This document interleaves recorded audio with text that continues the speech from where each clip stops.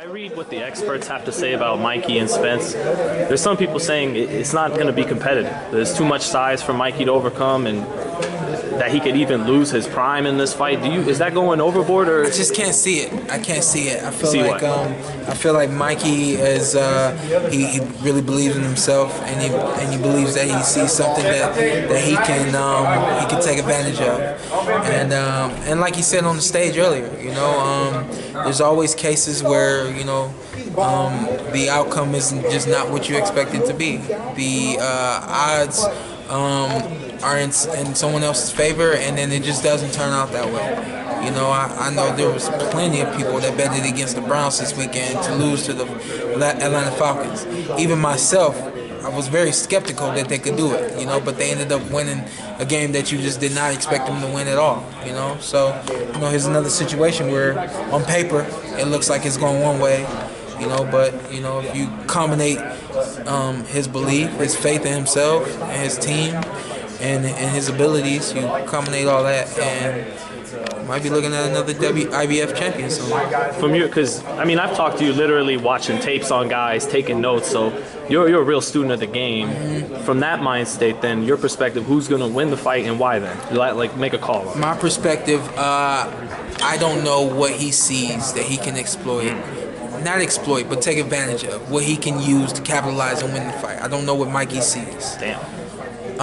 So it's hard for me to paint that picture. Understanding that Errol looks for the body shots, Errol looks for hook to the body, hook to the head, Errol looks for a good straight left, and he has a decent jab as well. And his size, could play a role. We shall see. But honestly, man, I answered this question earlier. I feel like this fight could go whichever way they decide for the fight to go. What I mean by that is whatever game plan Mikey comes into the ring with, if Errol doesn't have an answer for it, it could go that way. If Errol's got an answer, it's going to be a really great fight. And lastly, man, what's it like sharing the stage with guys you had battles with over the years? I love it. It was fun. I hope those guys appreciate it and take it for what it's worth. What it was worth was an opportunity for 20-something odd guys to get into one room with one of the biggest networks in America and be right there. There's so many fighters out there in the world who wish they could be where we were today, or who wish they had an opportunity to be a champion, so on and so forth. These guys need to understand that this was a special moment.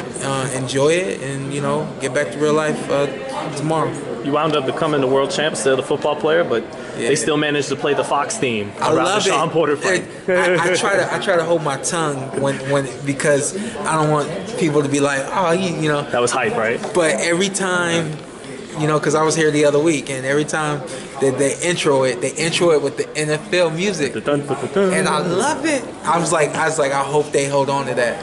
I hate for them to change it, because it's a special little chime to me. Most definitely. Yeah. Thanks, Shawn. You got it, man. Appreciate you, man. Yeah.